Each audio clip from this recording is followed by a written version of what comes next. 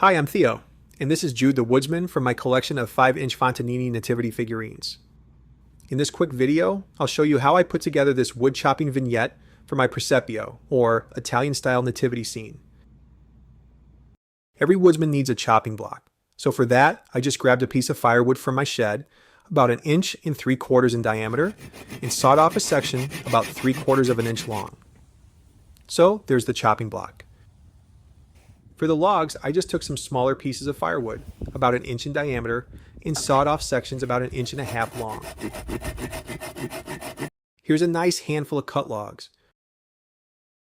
To split the logs into smaller pieces, I just used a hammer and a chisel, cut them in quarters, and then cut some in half again.